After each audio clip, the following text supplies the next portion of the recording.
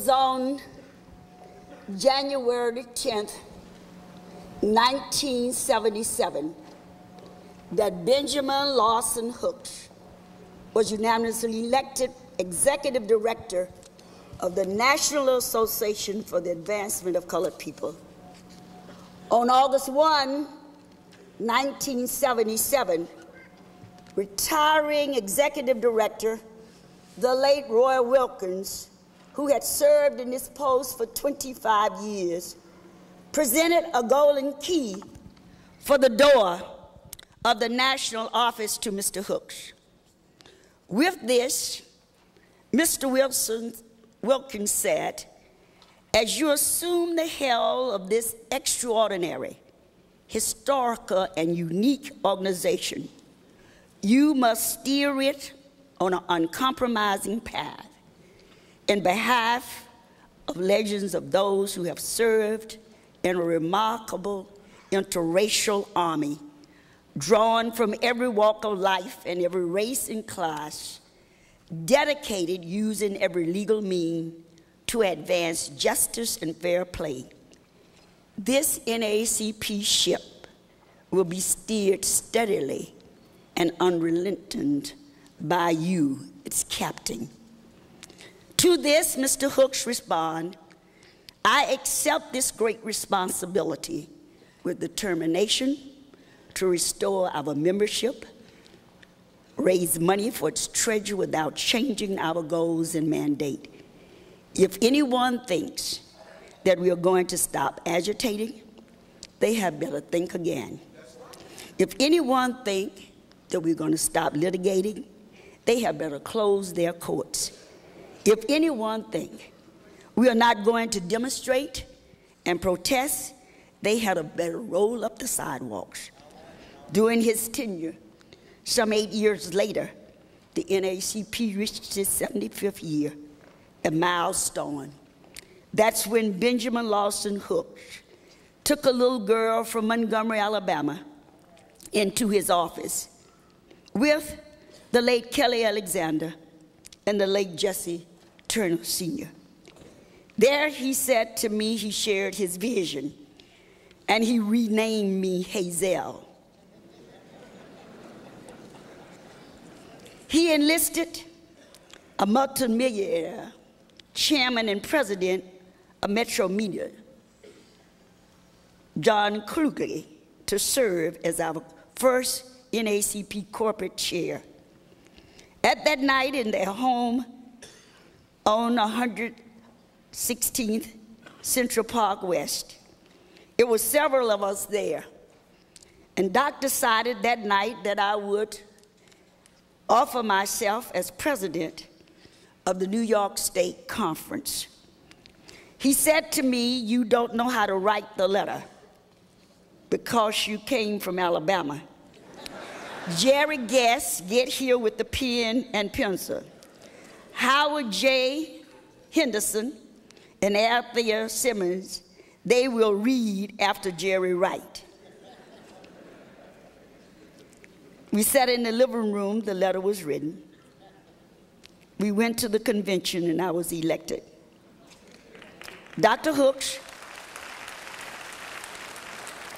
decided, as Rosalind Brock had said, I think I am the first generation of the NAACP young people that Dr. Hooks brought in, and then later the Rosalind, the Jesse, the Turners, and Michael Turner, and all that group. I was along with Michael's father, Tom Turner.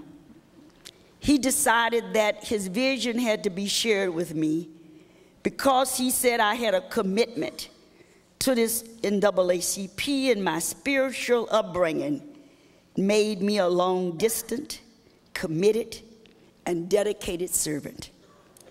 That was the highest honor that I could receive. And then I became the second daughter of the Hooks. I became the Hazel that had the privilege to travel with them.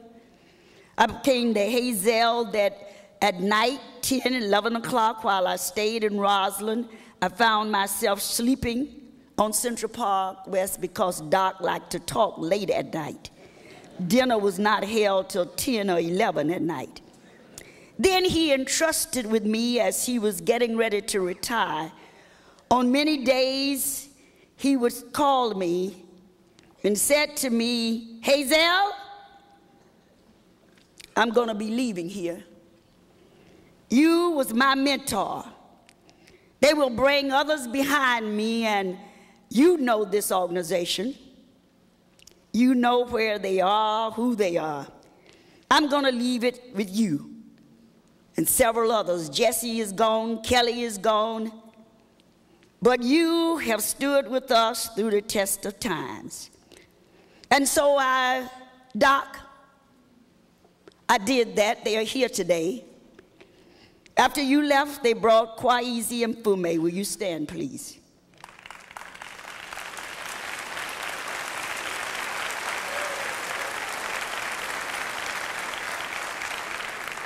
I did what Doc told me to do along with Merle Evers. We made something out of him.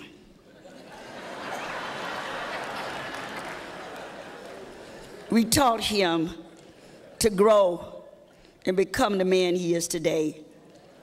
And then next came Bruce Gordon. Stand, Bruce.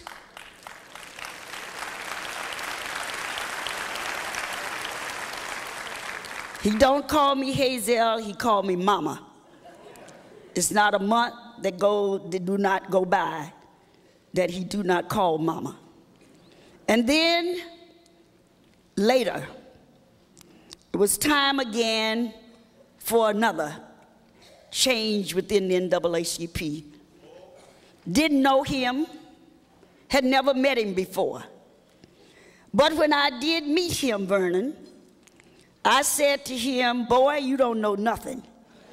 So what I want you to do is get on a plane and go down to Memphis, Tennessee, and sit at the feet of Ben Hooks. I told that to Bruce also. They took my directions. They went and they sat at the seat of the master. And as he said, as we stood on the podium, in July 2009, and Willis Edwards said, he was saying goodbye to us. But Willis, that wasn't true for me.